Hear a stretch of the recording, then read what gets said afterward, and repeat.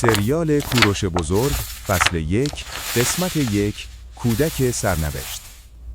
پیش از آن که نام کوروش در تاریخ ثبت شود، پیش از آن که امپراتوری‌ها بلرزند، جهان باستان جهانی بود ساخته شده از ترس، قدرت و پیشگویی.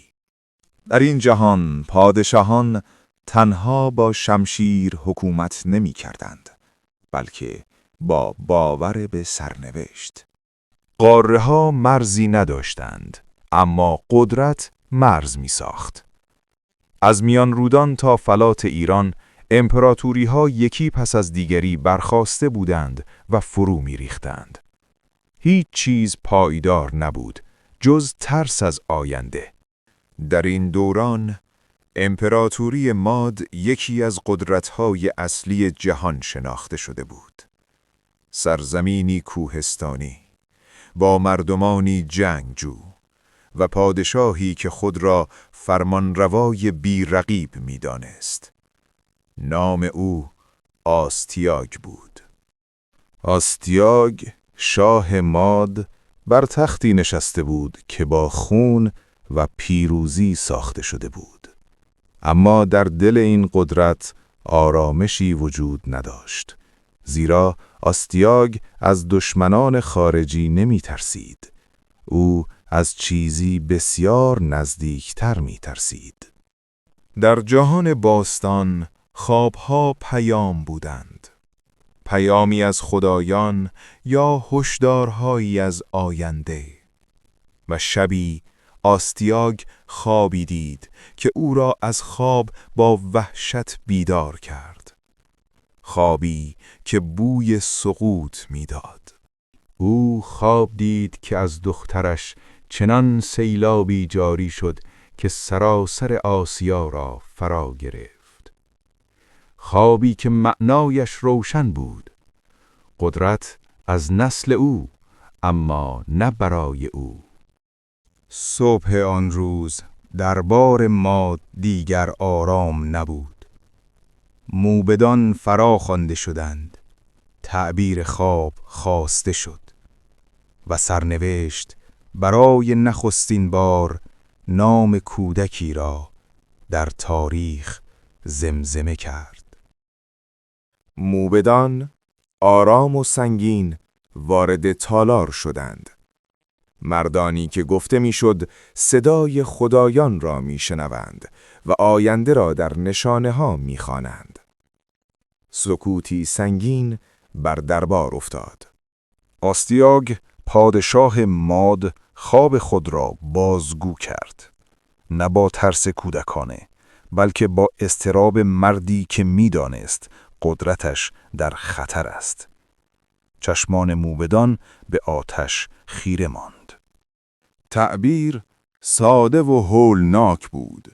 فرزندی از نسل پادشاه، اما نه برای حفظ تاج، بلکه برای سقوط آن. کودکی که روزی بر تمام این سرزمین ها حکومت خواهد کرد. آستیاگ سکوت کرد. در ذهن او نه تصویر یک نوزاد، بلکه تصویر از دست رفتن قدرت نقش بسته بود. برای شاهان هیچ تهدیدی بزرگتر از آینده نیست. او تصمیم گرفت با سرنوشت بجنگد. دخترش ماندانا به ازدواج مردی کم قدرت‌تر درآورده شد. کمبوجیه، شاه پارس، اما نه تهدیدی برای ماد. اما سرنوشت راه خود را می رود. سالها بعد در سکوت شب کودکی متولد شد. کودکی که هنوز نامی نداشت، اما آینده نام او را از پیش نوشته بود. شب آرام و بیخبر بر سرزمین پارس سایه انداخته بود. در خانه‌ای دور از دربار، ماندانا درد زایمان را در سکوت تحمل می کرد. هیچ جشنی در کار نبود. هیچ پیشگویی آشکاری شنیده نمی شد. کودک متولد شد. نوزادی آرام با نگاهی که هنوز جهان را نمی شناخت. او را کوروش نامیدند. نامی ساده، اما سرنوشتی که ساده نبود. خبر تولد بی صدا به گوش آستیاگ رسید. شاه دوباره خوابی را که دیده بود به یاد آورد و این بار ترس واقعی تر از همیشه بود. آستیاگ فرمان داد. نه با خشم، بلکه با سردی کسی که خود را حقدار می‌داند. فرمان کوتاه و بیرحمانه بود. کودک نباید زنده بماند. این وظیفه به هارپاگ سپرده شد. مردی وفادار، فرماندهی کارآزموده و کسی که سالها برای تاج ماد جنگیده بود. اما این بار شمشیرش بی استفاده بود. هارپاگ به نوزاد نگاه کرد. او دشمنی نمیدید. او کودکی را میدید بیگناه و ناتوان. در آن لحظه تاریخ نفسش را حبس کرد. هارپاگ دستش لرزید. نه از ترس شاه، بلکه از ترس آنچه پس از این در وجدانش باقی می‌ماند و تصمیمی گرفت که مسیر جهان را تغییر داد. هارپاگ می‌دانست که نافرمانی از شاه بهای سنگینی دارد، اما گاهی ترس از گناه از ترس مرگ بزرگتر است. او کودک را برداشت و شبانه از شهر خارج شد. در دامنه‌های کوهستان چوپانی زندگی می‌کرد. مردی ساده، بی خبر از سیاست، بی خبر از پیشگویی‌ها. هارپاگ در خانه او را کوبید و سرنوشت در را گشود. کودک به دست چوپان سپرده شد، نه با فرمان، بلکه با التماس.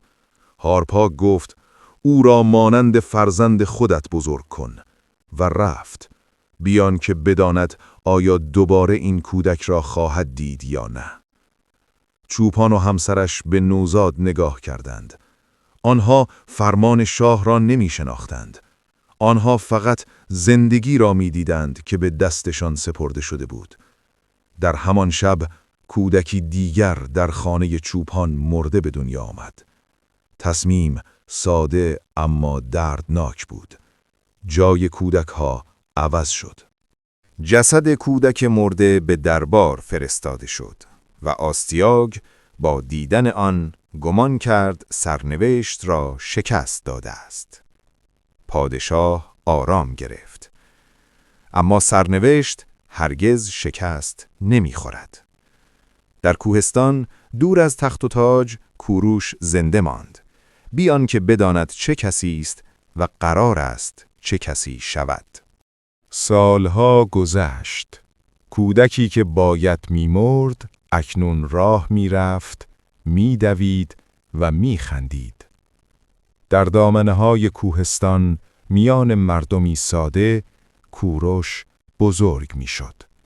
نه به عنوان شاه، بلکه مانند یکی از آنها. او چوپانزاده به نظر می‌رسید، اما رفتارش چیزی دیگر می‌گفت. در بازی‌های کودکانه دیگران از او پیروی می‌کردند، نه به اجبار، بلکه با اعتماد. گویی رهبری در ذاتش ریشه داشت. کوروش عدالت را بی آنکه نامش را بداند تمرین می‌کرد. اگر دعوایی می‌شد، میانجی بود. اگر ضعفی دیده می‌شد، حمایت می‌کرد. کودکی با رفتاری فراتر از سنش. خبرها آرام آرام به شهر رسید.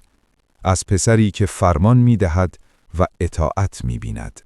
از کودکی که دیگران او را انتخاب می‌کنند. و این خبرها دوباره خاطره‌ای قدیمی را در ذهن شاه زنده کرد. آستیاگ بیقرار شد. او گمان می‌کرد بر سرنوشت پیروز شده است، اما اکنون نشانه‌ها بازگشته بودند. پرسش‌ها در ذهنش ریشه دواندند. شاه فرمان داد کودک را بیاورند، نه با خشم، بلکه با کنجکاوی. او می‌خواست بداند آیا این همان کودکی است که باید سالها پیش مرده باشد؟ کوروش به دربار نزدیک می‌شد، بی آنکه بداند هر قدمش به سوی حقیقت است. هویتی که از او پنهان شده بود و گذشته‌ای که آماده بود خود را آشکار کند. تاریخ در آستانه نقطه‌ای حساس ایستاده بود. شاه بر تخت، کودک در راه و سرنوشتی که دیگر قابل فرار نبود. کوروش هنوز تاجی بر سر نداشت، اما زمان آرام آرام برای او می جنگید. برای شکوه هویت ایران، استوری پرشین رو به دوستانتون معرفی کنید.